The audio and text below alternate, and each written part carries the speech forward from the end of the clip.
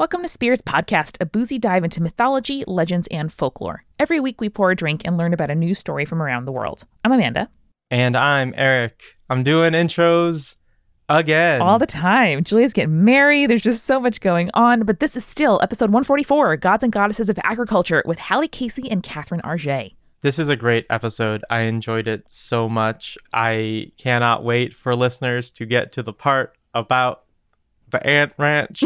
And it delighted me to no end. There's a lot of good content in there as well, other than Ant Ranch. Ant Ranch is very good, but it's less related than the rest of the serious topics that are discussed. But man, it's a good episode. I like this one. Yeah, I got to get a little bit beer drunk and just gush about agriculture, which happens frequently in my life, and I was glad to bring it to Spirits. Speaking of which, Eric, I know you didn't get to enjoy any, but we were drinking a spontaneous fermentation ale in this episode. We talk a little bit more about what that means and what it tastes like, but it was delicious, and I can't wait for folks to go out and try one of their own if they never have before. And when I was editing, I was drinking a White Claw. Ooh, dang. You know, I have no qualm with White Claws. None at all. They're good. That's it. End of story. My first one was at your birthday party at Podcast Movement, where we put Chopped on in the background and then had a party, and it was great. It was quite good. And you know who I would give a spontaneously fermented beer or a White Claw to? Would it be our new patrons? It sure would. MC, Audra, and Veronica, welcome. You join the likes of such patrons as our supporting producer level supporters: Audra, Jack Marie, Cody, Mark, Mr. Folk, Sandra, and Sarah.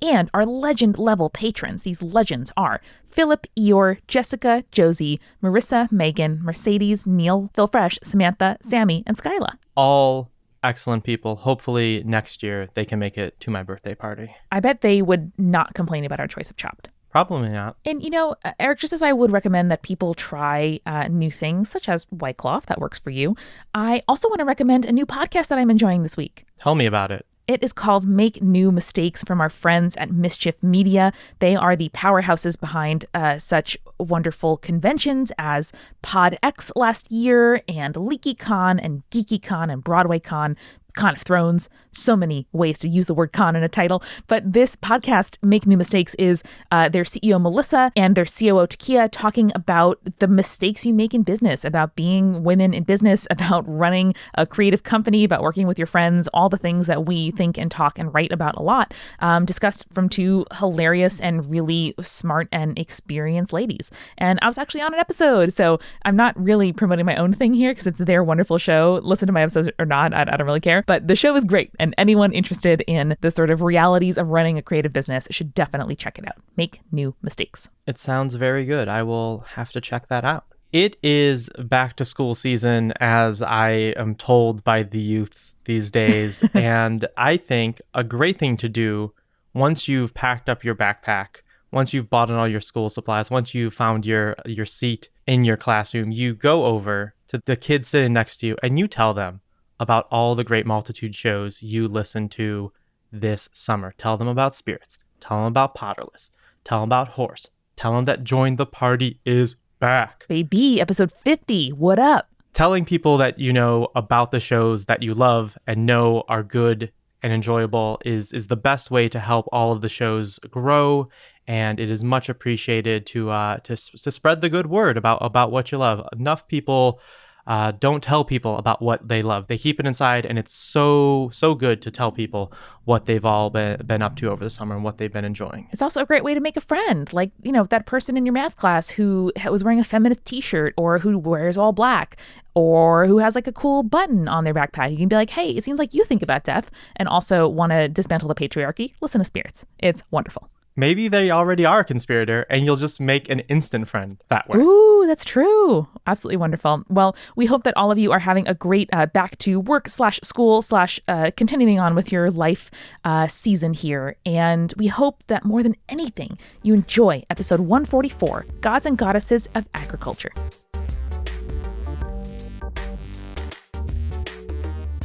Well, we are so delighted today to welcome on the co-producers of One to Grow On, one of my very favorite podcasts, all about agriculture, Hallie Casey and Catherine Arjet.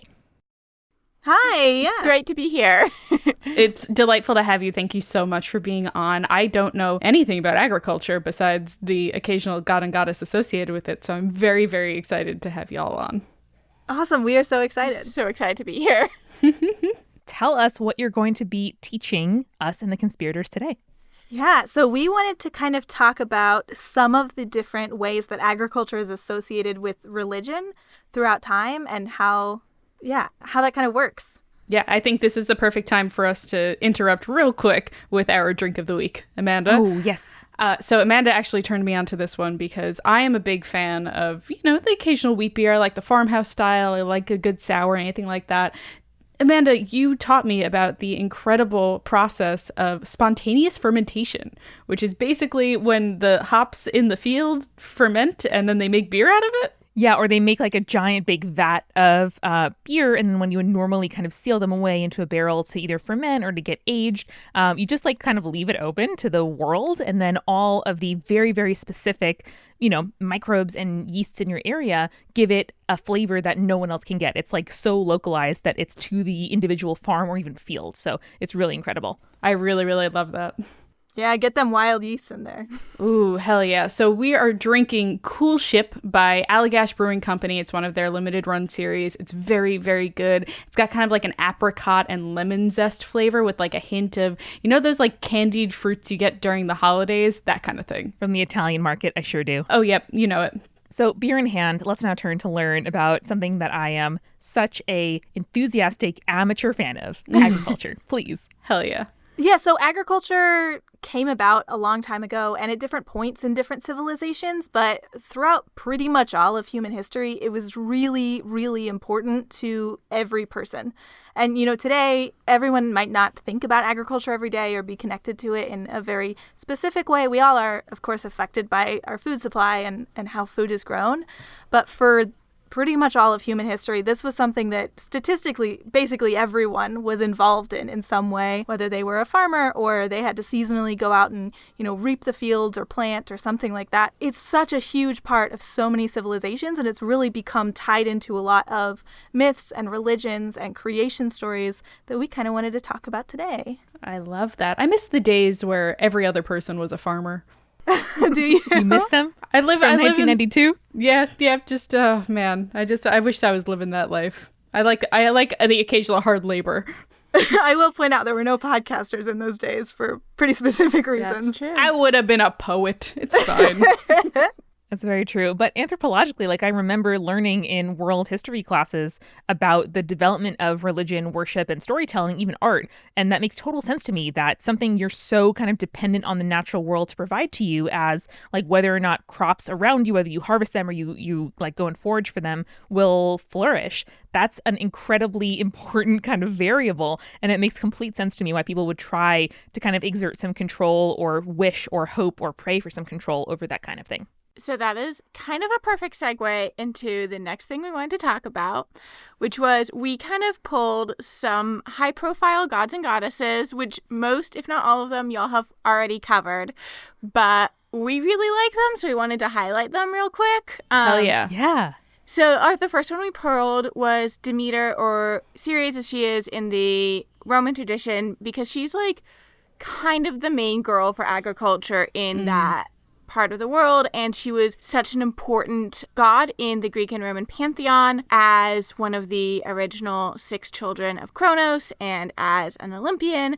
And one thing that we also thought was super interesting is that she's also associated with death and sacred law, and kind of that underscores how important agriculture was to these communities, that they took this very incredible goddess and let her be in charge of agriculture as well as something as important as death and law and kind of the cyclical nature of the universe and the hard and fasts of the world. Yeah, I always kind of forget the sacred law aspect, and you see it a lot in the mythology. It's not as blatantly kind of laid out in certain myths like her agricultural and also by extension death because of her association with Persephone and just lack of agriculture equals death. But the sacred law aspect is so interesting to me. One of the other ones we looked at was Xipa-Totec, who was an Aztec god of rain and super interesting. He was associated with renewal. His human sacrifices or the ones that were done in his honor, were pretty intense. They involved the flaying of the sacrificed person, which would then be used, the skin would then be used to adorn the statues of the priests. Obviously, we're not exactly sure because there's a lot in Aztec history that was lost due to conquest. Kind of erased it. Thanks, white people. Yes. So that skin would symbolize renewal.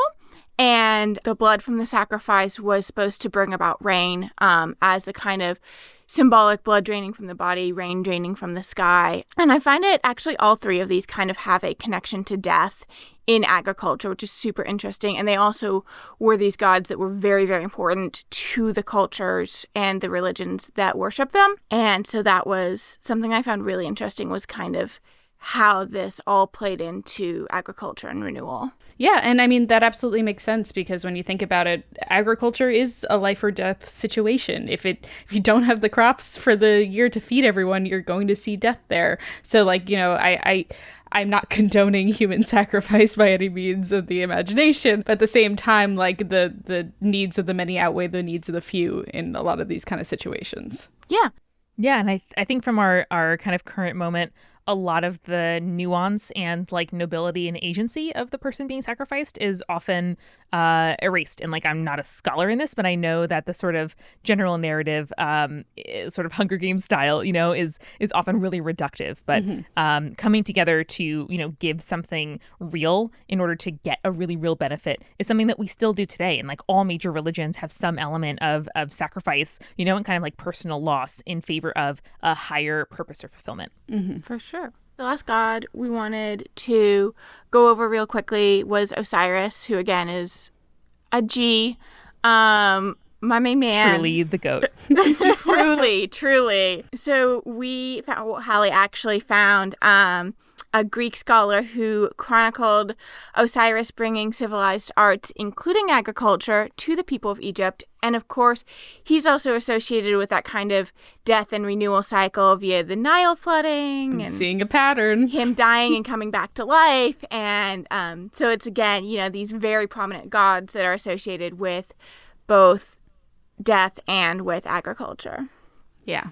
Absolutely. I love a good pattern in religious studies. It's one of my favorite things. It is truly my fave. It's like, if I can sit down and write at least a 6-page paper on this, something good is happening here. Yeah, so another thing that we found super interesting is that there are a lot of creation myths that have to do with agriculture in some aspect. And one of the ones we wanted to highlight is the Zoroastrian tradition. So originally, the first man was created, and he kind of had some adventures, went around with some evil spirits, but eventually he dies. And at this point, he is the only living human. So when he dies, seeds are born from his body, and they sprout into rhubarb. And the rhubarb plant grows into a man and a woman. And then the other seeds in his body grow into different people. And so the world is populated through these seeds from the first man. Wow. Oh, I love that so much. I really love it. That is so wonderful. Oh my goodness. I love that so much. Like, when I first learned that fruit are kind of just like the wrapping around which seeds are propagated, my AP bio teacher was like, yeah, all fruit are just like overripe ovaries, like whatever, it's fine, it's the world. And I was like, Mrs. L, please don't color fruit for me this way. But I think it is so fucking awesome. Like, the idea of a body as a vehicle toward which, like, you know, agricultural propagation happens is such a rich metaphor that I'm going to sit in for the rest of the day. Like, oh my goodness. Oh God, I'm just imagining baby Amanda being like, I'm too gay to think about ovaries as fruit. I'm so sorry. Listen, anytime anyone mentioned the word boob around me, I thought for sure they knew that I was queer, and I just like didn't make eye contact. Like, don't mention boobs in my presence. Oh my God. Yeah, as someone who is not as familiar with like poetry and English and literature and kind of the theories behind it, I've always thought that like the cycle of like the movement of carbon and how death is so intrinsically wrapped up in your ability to grow and to create. Like, if you don't have things dying, then your soil will die and you won't be able to grow anything and things will no longer be able to live. I've always thought that that was just such a powerful idea in the world. That's poetry itself. What you just said, poetry. You don't need to know like the Chaucer and stuff like that. Those are people. Yeah. Sure. Yeah. And like, truly, this might be more of a discussion for the end, but like, truly, our current focus on like cooking as a form of self-fulfillment and self-expression, really real. But I feel like by the time the food is harvested and brought to your table or your kitchen or your supermarket, so many people like have no conception of the entire process that happens before that. And like, to me, that is where the poetry lies. Like, that is where the meaning is found. Yeah, seriously. I very much agree. Yeah. The other creation story I wanted to talk about was in the book of Genesis, because this one is actually kind of different from most other discussions of agriculture in mythology, because we have Genesis 1:29 through 30.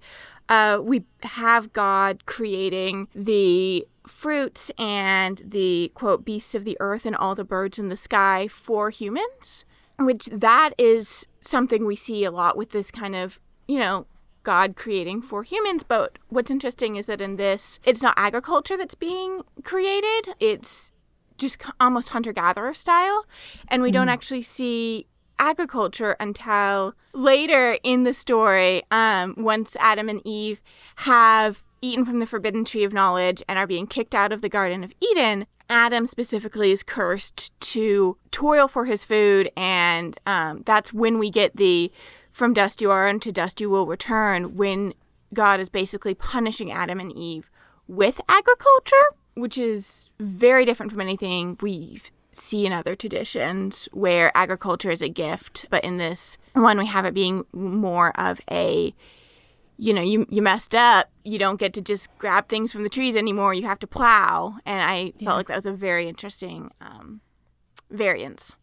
Yeah, if you'll let me wax poetic for a moment, just because one of my theses that I wrote for college was on the apocalyptic movements in Christianity from the 80s. And one of the biggest movements that came out of that was environmental apocalypticism that stemmed from Christianity. And they used that exact one that you talk about being stewards of the earth, as a reason that Christians are supposed to fight against environmental apocalypticism. And so like it encourages Christians to embrace a greener movement and stuff like that. So I think it's really, really interesting to bring that up, because it's like, it's very much trying to be like, hey, we need to take care of our planet so the planet can take care of us. And God told us from the beginning that we should be doing this. Yeah, I found that super interesting. I was doing this research and I was like, oh, because I hadn't even thought about the book of Genesis, even though, that's the tradition I was raised in. And that's the one that I'm arguably most familiar with. And then I was like, oh, there's a garden. That probably is it. And it wasn't until I was going back and actually reading through this book that I realized, that we have this kind of relationship with agriculture where instead of being something that we were granted and we should be grateful for, we as humans should be grateful for, it's this thing that we have to do because of something that our ancestors have done badly. I like it as an addition to original sin. That's really, really cool. Yeah. Yeah. And also coming with the knowledge from the tree of knowledge is agriculture. So it is divinely given, but not on purpose. Yeah. Ooh, I love that. That's such a good interpretation. We already touched on this a little bit, but we wanted to talk about myths that specifically deal with the invention of agriculture or how agriculture was brought to humans, because in most cases it wasn't a human, which is something interesting that we will talk about later. Ooh. So I found this really cool Sumerian myth actually when I was doing research for another episode on grains. But so the tablet is fractured because, it's an ancient Sumerian myth. So It'd be like that sometimes. Can't exactly know. But so basically this myth, it's titled as How Grain Came to Sumer. The idea was that before grain came to Sumer, people grazed on the ground like animals, and Enlil and An had stored barley away from people in a mountain. And those are like the two main gods. Yes. Sorry. No, Yeah, those are two very important gods. They'd stored the grain away from the people, and their son Ninazu, I think. Their son Ninazu. Honestly, that's our brand, is kind of mispronunciation. So you're okay. Also, Very it's best. ancient Sumerian. It's ancient Sumerian. We can't go ask an ancient Sumerian person. How many people are speaking ancient Sumerian nowadays? Probably It's none. true. But so Nimazu convinced his brother Nimata to disobey their father and to get grain for the people of Sumer so that they no longer had to graze on the ground like animals and that they could have grain for themselves, which I love for like 5 different reasons. One of them being this kind of idea that it's something that was almost stolen from the gods and that it's like this humanizing thing. I just really love it. I really like this too because it's very similar to the Prometheus myth, but Prometheus brought fire instead of grain. And I like fire, super important. Not going to disassociate fire with importance. But grain is so much more life-giving. And when I think about civilization, I think about like irrigation, I think about crops, I think about herding animals, that kind of thing. So I think that's really interesting and really valid for the Sumerians to be like, oh yes, the gods had to defy their father in order to bring us grain because that's how important it is. Yeah, and in a lot of ways it also sort of takes authority away from the gods or takes power away from them, or their power over humans at least, because, you know, fire and grain I think are really similar in that way, where grain is like, I'm not just going to get food wherever it is made for me, but I'm going to try to make it myself. Like, I'm not going to just take warmth where warmth is provided to me, but I'm going to try to make it myself. And I don't know, like, to me, that is super human, like that urge to do something on our own, to have some control over our destiny. It's just like, it's the most relatable impulse. And I see those two as being super hand in hand. I really like that. I also really like it because in the Prometheus myth, in the Greco-Roman stories, like Prometheus gets punished in the end for bringing fire to the people. And I mean, this is a fractured ancient Sumerian tablet, so we might be missing part of the story they told, but I really like to think that, you know, these kids rebelled against their parents and then gave grain to these people, and there was no punishment for the gods because the gods were able to see that this was something that really like elevated these people that supposedly, you know, they created or had a hand in, I don't know, like supervising, I guess. What's that called? Like when gods that sounds right. Gods have power over people. Yeah, I like that idea of they're not, this being something that maybe people in power like overlook as something that can be really powerful for the people without power. And then when that is given to them, there's, you know, just celebrating. And we're so excited that you can now not just, you know, kill mastodons and you can just sit around and grow some grain. Yeah. There you go. I super like that. You mentioned earlier that this has a kind of different origin from the actual agricultural origins of the Sumerian people. Can you talk a little bit about that for me? Yeah, so we don't have a lot of historical written evidence, particularly, you know, for the Sumerian people and for a lot of different cultures. Agriculture develops in a lot of different ways, depending on where you are. Generally, it kind of followed the same pattern of people were hunters and gatherers, and eventually they were able to take wild plants and then breed them in a way where they were able to reliably plant seeds, and the seeds would grow, and they were able to usually enlarge the final fruits. So a good example of that is in central and the southern part of North America. We went from something called teosinte to modern-day maize. And basically, if you look at pictures of teosinte, it looks like a grass. It looks very, very small. And corn is a grass, maize is a grass. But these Native American people, over hundreds of years, took this grass grain that was very, very small and through breeding techniques made that grain bigger and bigger so that they were able to get more nutrition from one plant. So that kind of happened all around the world at different times and in different ways, but that's kind of the pathway that everyone took.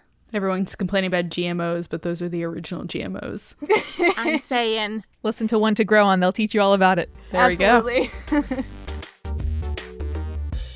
Eric, as you know, here in the Northern Hemisphere, the days are getting shorter.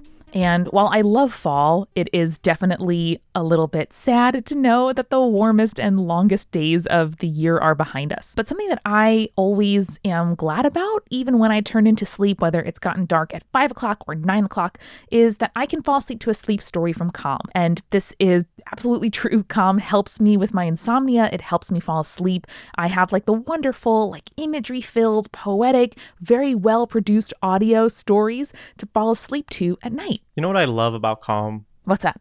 Is that it works all 4 seasons. That's true. absolutely It works true. in fall. It works in winter. It works in spring and summer. But listen, it's true that when your kind of circadian rhythms get messed up, like that has a real impact on when your body thinks it is time to fall asleep. So whether you are traveling, whether you are just like stressed and have a lot on your mind, or whether your environment has changed and you need something to build into your routine so that you're not just kind of struggling to fall asleep whenever you think you want to or try to, Calm is there for you. And right now, Calm is offering 25% off a premium subscription, which gives you access to all of their sleep stories, all of their content, their meditations, their soundscapes, all the stuff they have to offer at calm.com/spirits. That is, for everybody not from Long Island, calm.com/spirits. Again, that's calm.com/spirits. And Eric, that actually reminds me, I'm thinking about my travel checklist for this week because I am going to Julia's wedding and we're going to see you there. Are you excited? I am very excited. Me and Kelsey are packing up our bags and we're taking a short week. We took yesterday off for the holiday and we're taking Friday off to fly out to Long Island. And speaking of packing your bags, how's that experience going for you? It goes great because of Away. Away is a luggage company for modern travel, and they have the carry-on, which is a lightweight and durable shell that will last for a lifetime of travel. And it's great for people like us with multimedia because it has an ejectable battery to keep your phone charged, and it has a laundry bag and a compressor pack to easily put all of your clothes in so they're nice and organized when you arrive at your destination. It's awesome. And honestly, one of my favorite parts is like the 360-degree spinner wheels at the bottom. It's like those suitcases you see where you don't have to like drag it. You just kind of like glide it along the airport floor. And there's no better feeling than seeing your suitcase like with almost no effort on your part, just kind of glide in front of you. It's absolutely wonderful. My last bag just had the 2 wheels, and the spinner wheels are just simply the way to go. So if you want to try an Away suitcase, it is a great time to do that. You can actually try it by yourself, like on the road in a 100-day trial and return it if you don't like it, which is always a wonderful thing when you're making a new purchase. And you can get $20 off a suitcase at awaytravel.com/spirits and use promo code SPIRITS during checkout. So again, that's $20 off a suitcase if you visit awaytravel.com/spirits and use the promo code SPIRITS during checkout. And finally, Eric, we are sponsored by someone that I always bring to any party out of town.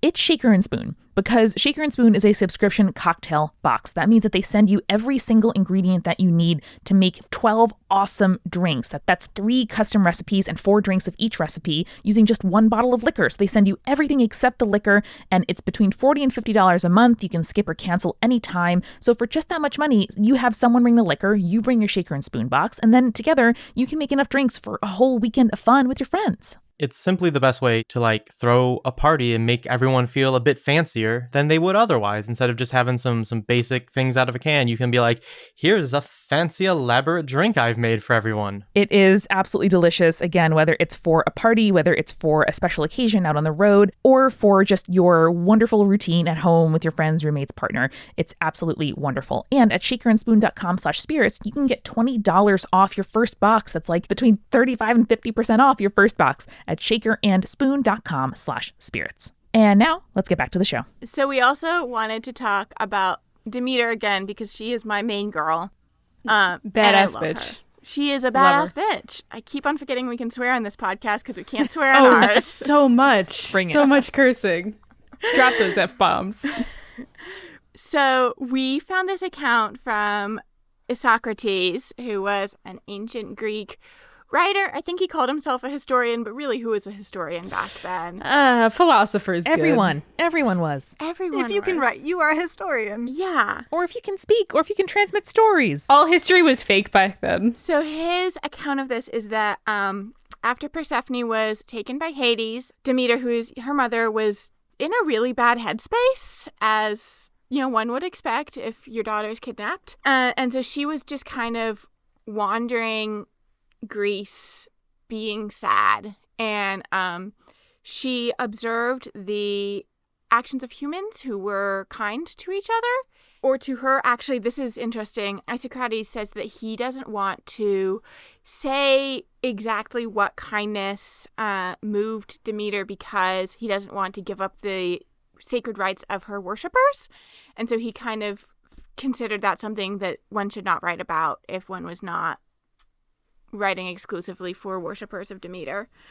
Mystery cult, super valid. Yeah.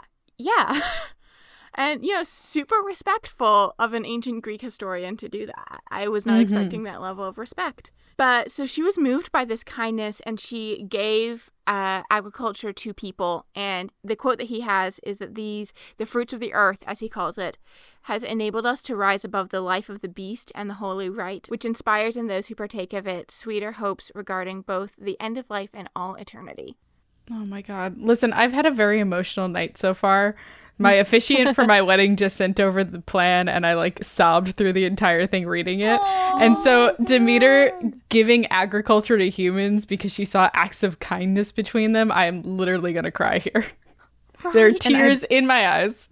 And I love the idea of hospitality, acts of kindness, and more specifically feeding as divine worship, and as worshiping one another and transmitting something really holy. Again, my tradition that I grew up in is Catholicism. I know this is true in Judaism and others, but acts of service being really central to enacting and transmitting the belief and the values of your God on earth.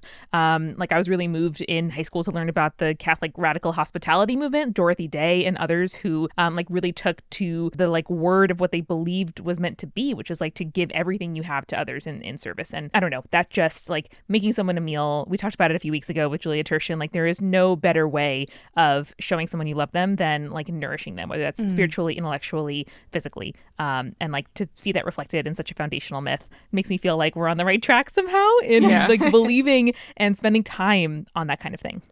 Yeah. No, 100%. The part of this myth that I found especially moving, on top of the whole observing kindness and giving people agriculture based on that, was that, agriculture is one of her main things, and she just gave that away to humans. And if we, you mentioned Prometheus earlier, if we look in other instances of Greco-Roman mythology, giving stuff to humans is not really done. And if it's done, it's not really something that the gods are happy about. And she's sharing the secrets of her big dominion, her thing, with people out of the kindness of her heart, because she witnessed kindness from them when she was in this super vulnerable place. Yeah, and the fact that she does it while she's in the middle of grieving her daughter who is kidnapped, and that's her response to her own grief. It's a lot, you guys. It is. It's so it good. Really is. I'm very emotional right now. Why she is my main girl right here. Damn right. And she's she's the least angry of all of the Greek gods and goddesses, which I appreciate. Well, that's not true. Hades is kind of not angry at anyone any point. Demeter only gets angry when you really wrong her, and I appreciate that as a woman who is only angry when people really wrong me. Absolutely. I feel like she was, with the exception of maybe Hestia, she was the most chill. Most of them had negative chill, but she at least had a little bit of chill, which is saying, if your brother is Zeus and you still manage to have any chill, that's saying a lot. Not at war. Never murdered anyone as far as I can remember. Someone will tell me on Twitter that I'm wrong about that, I'm sure. In general, didn't make people do dumb quests just for her own vanity. Sorry, Aphrodite, no shade. But yeah, in general, pretty chill. Can't complain. Just out there doing the work. So we wanted to talk about Shen Nong, who was a mythical emperor / god of agriculture in China. He might be based on a real person who lived around 2800 BCE, or if he's not based on a real person, then this mythological figure lived around 2800 BCE. And he is credited with inventing most of agricultural technology. So that includes the axe, irrigation, the plow, one of my favorites, storing seeds in boiled horse urine. I don't know anything about this. Like you do. I obviously. love that. And then also, Hallie's I, an agricultural professional, do not endorse this method. Absolutely. I would not say go out and get yourself some boiled horse urine. Maybe find a different method to store your seeds. Obviously you have to go get the horse urine and then boil it yourself, please. But listen, there's something about the minerals and chemicals in the situation that I'm sure was true. Yeah, I'm don't sure. Yeah. I don't think that they would write it down if a bunch of people tried it and it didn't work. That's true. They used to like drill holes into people's heads and then wrote that down, being like, "This helped."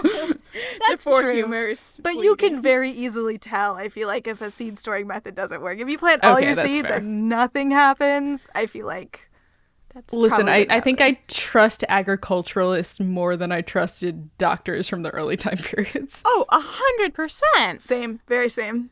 All right, Yeah, and cool. like you can tell if things work or not. Like you can just put a bunch of leeches on someone and be like, oh, I don't know, they died kind of later, I guess. But agriculture is real. Like there is real like results for your actions and like verifiable results to your experiments, which I really appreciate. They Also, died all of kinda agriculture is technology. I'm here to stand agriculture. Listen, everyone knows I'm super pro librarian. I'm pro agriculture. I am Hell pro. yeah. I am pro. I am Hell pro. Brenda's yeah. here for it. Hell yes. Tweet me pictures of your gardens. Hell yes. This is like the real mission of the show, is to convert everybody into being fans of agriculture. That is my life goal, absolutely. Amanda, if you're going to tell people to tweet pictures of our gardens, we need a hashtag just like heck puppers so that we can follow it. Ooh, Yes. damn. Yes. What do we think? Demeter's garden. Yes. Agriculture is practice. Agriculture is practice? Is that where we're going with? I love that. I love it. I love that so much, absolutely. Yes. Hashtag Demeter's garden. Hashtag agriculture is praxis. Yes. I hate you. You're welcome. Shen Nung is also credited with inventing the weekly farmers market, which Damn. as an avid farmers market. Did he also invent cute puppies? Basically, we are not at the end of what he invented. He basically invented it all. All of it. It is This is great. like hold your applause till the end of the graduation ceremony. I will do my best. Basically, he is also credited with testing medicinal herbs on himself, collecting the data and writing it down. And according to legend, he died because he tested the wrong herb and it killed him. It'll do that sometimes. It the will wrong do herb. that. It'll do that. But as a deity, like, way to show up for the people who worship you. Yeah. I like that he was just Yeah. like, I am going to invent all of these things, and also a thing that white women love to go to on weekends, on Sundays.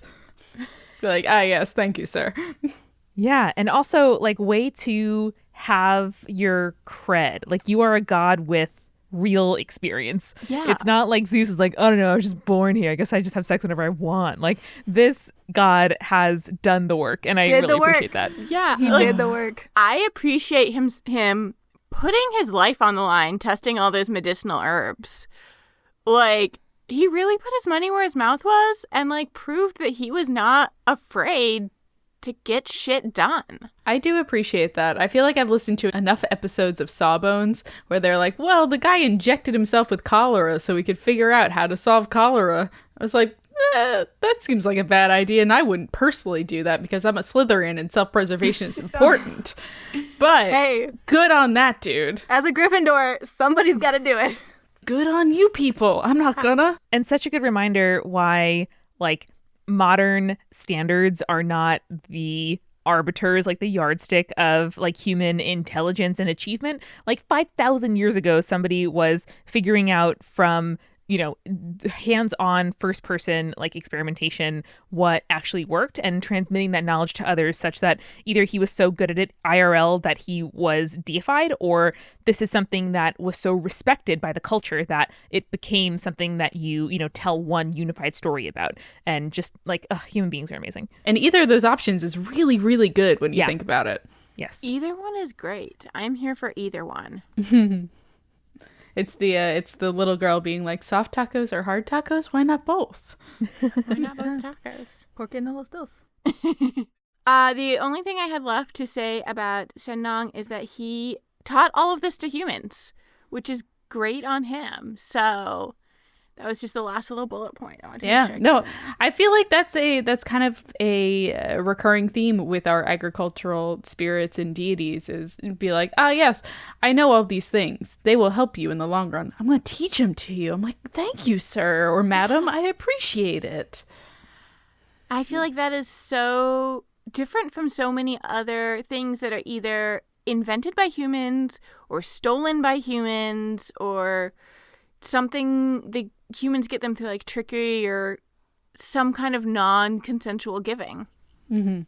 But Yeah. often when we see agriculture, it is just about there's some god somewhere who wants to make humans better, and so they are gifted agriculture. Yeah, and we appreciate them. Zeus isn't out there teaching me how to throw thunderbolts. That's not cool. Yeah. That's true. Screw And you, it's- Zeus.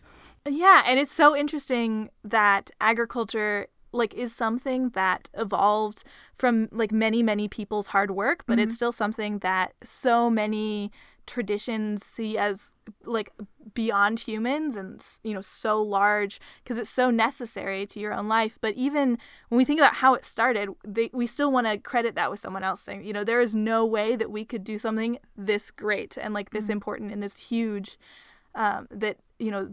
that creation is outside of the human race. Yeah. And I think whether it's sort of like the hero's journey pervading what we think of as a story, but when you think of a story, you often think about individual desire, individual achievement, somebody who defies rules and kind of goes on to do whatever other people can't do. I think that's very imperialist, that's very capitalist, that's very post-industrial. But thinking about agriculture, and I'm sure part of this is being romanticized as somebody who did not grow up farming. Probably some of the kids who grew up on a farm are just get away from me. I want to go to the grocery store, leave me alone. But the fact that agriculture is a human achievement that is wrought over generations, lots and lots of incremental changes that build to something that fundamentally changed the bodies, minds, evolutionary path of our species, our planet, for better and for worse. That is so incredible to me. And those are the stories that I am really interested in. I'm interested in knowledge that is gained and transmitted over generations in quote unquote unofficial channels, because whatever, fuck history books, fuck knowledge, fuck Wikipedia articles. It is the lived real reality and wisdom that you get from those that you talk to every day, and the food you eat every day, and the water you drink, and the paths you walk. That understood bodily knowledge is to me the most profound. I definitely agree. And to kind of get on a soapbox that I've stood upon many times before. Please. So the U.S. government and many other governments throughout the world, but I'm most familiar with the U.S. government, has a system called Cooperative Extension, where the U.S. Congress basically understood that relationship within agriculture in the 1800s, and they set up this prerogative for universities to work with farmers to test new technology, because they knew that an industry, a company, couldn't just come out and create new farm technology by itself. You have to have farmers testing this and improving it and making it better and figuring out what is and isn't working generation to generation. And that's how you really, create change in a food supply and create change in the agricultural industry. And I just think people often talk about how radical public libraries are. I think Cooperative Extension is equally as radical, because you're really thinking about the people's ability and the farmers' ability to change the food system and to create innovation on just a farm level, and how important that is. And it's really at the center of this whole branch of the federal government that has millions and millions and millions of dollars that runs through it, because of just this farmer's ability to create innovation and to pass it on to his kids, and that interperson translation of knowledge. 100%. They really do sound like equal partners in that endeavor, not somebody who is a quote unquote expert and someone else who is a quote unquote practitioner. Those things are synonymous. Absolutely. Yeah. Yeah. So to wrap up, one of the things I wanted to hit was there's a couple things, we saw this both in the Sumerian myth and in the Greco-Roman myth, about agriculture separating humans from other animals. And I just found that fascinating as this idea that it is our ability to cultivate stuff from the ground that sets us apart. Although we aren't actually the only animals who do that. What? Please tell me the other animals that do that Yes. right now, please. Ants ranch. What? Yeah. So cool. Wait, tell me, what do they do? They ranch aphids. So they Yes, I've heard of this. I didn't know that. Yeah, so they basically get some aphids, and then they build a little aphid corral and breed the aphids, so they get more aphids and then eat the aphids. Oh, I'm so my goodness. delighted. I had no idea. Yeah. That is Rancher ants. That's so cool. I can't very even. good. That's so cool. It's very good. I love the idea of a little ant into a little ant cowboy hat going around its little aphid corral, counting its aphids and maybe playing a banjo.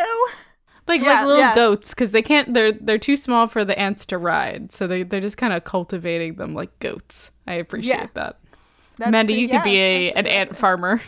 I'm really trying hard to make a farmer in the Cowman reference, but I can't get there. I'm sorry. I actually mentioned when we were doing research for this, I was like, I'm gonna try and bring Oklahoma into this somehow. Someone has to, because it's not always Amanda.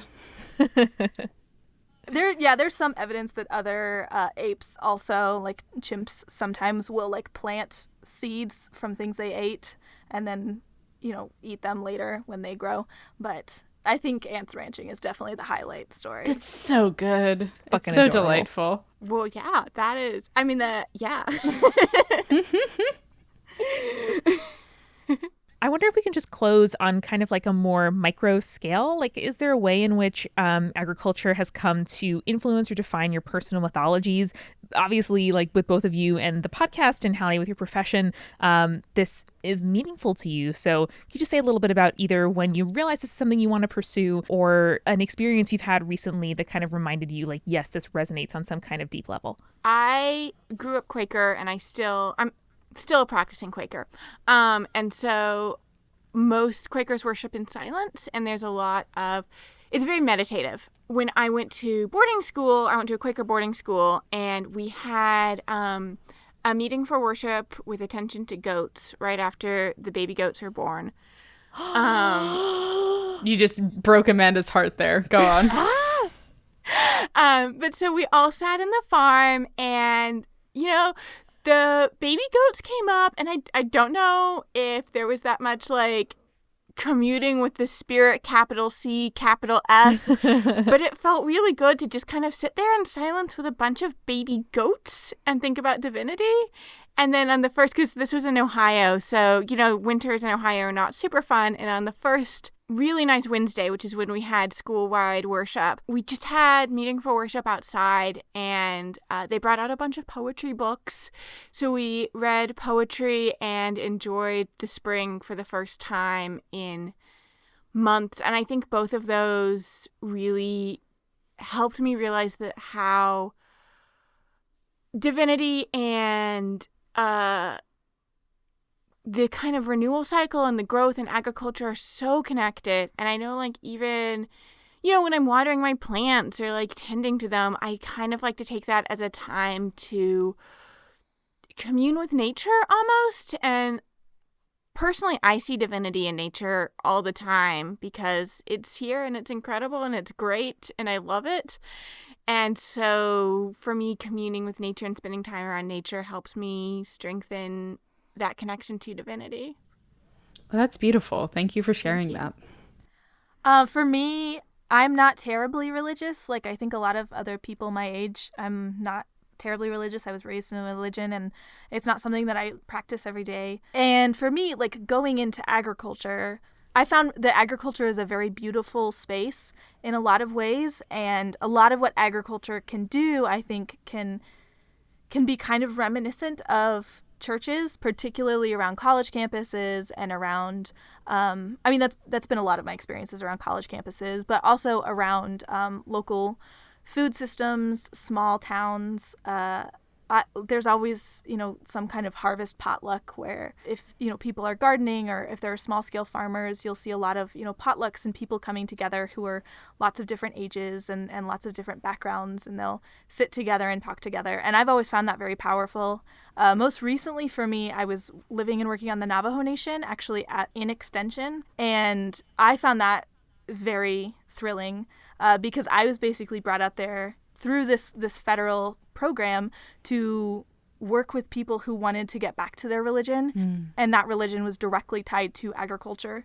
And so I was doing a lot of talking with folks who had, often moved back to the reservation and wanted to get back into the planting cycle because that was really key to how they prayed and how they worshiped. So, part of that for me was directly that religious link, but part of it was just also seeing how these different agricultural activities brought everyone together, even if they didn't really have an occasion to be together in another time or space. And it was just, yeah, I think that the church does that very well, where people of different ages and backgrounds all come together. And I think that agriculture is a really great vehicle for that as well. Awesome. That's really, really cool. Well, from China in almost 3000 BCE to today on the Navajo Nation, I am so glad that we got to talk about and think about and commune with for an hour or so the role that nature and agriculture have played in all of our lives as a species and as individuals. So thank you both so much for coming on, and please let our conspirators know where they can find each of you and Want to Grow On. Thank you so much. We are so excited to have been on. Thank you for the invite. You can find Want to Grow On at Want to Grow On Pod at pretty much every social media. I am at Hallie _Casey, HALLIE _Casey, CASEY. And I am at Catherine Arjet, CATHERINE ARJET, because you have to spell both of them, on Twitter, and I think that's my only public social media, so on Twitter. Okay, smart. Beautiful. Well, conspirators, no matter what you are growing or eating today, remember, Stay creepy. stay cool. Thanks again to our sponsors. Calm is offering Spirits listeners 25% off a Calm premium subscription at calm.com/spirits. Away will give you $20 off a suitcase at awaytravel.com/spirits using code SPIRITS at checkout. And Shaker and Spoon is located at shakerandspoon.com/spirits, where you'll get $20 off your first box.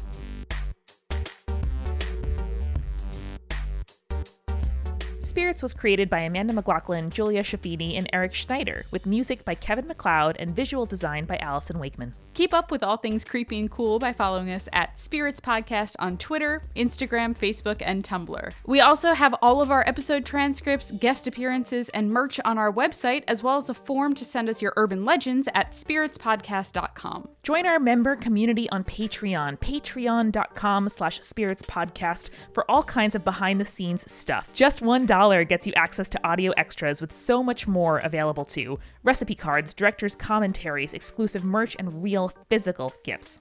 We are a founding member of Multitude, a collective of independent audio professionals. If you like Spirits, you will love the other shows that live on our website at multitude.productions. And above all else, if you liked what you heard today, please share us with your friends. That is the very best way to help us keep on growing. Thank you so much for listening. Till next time.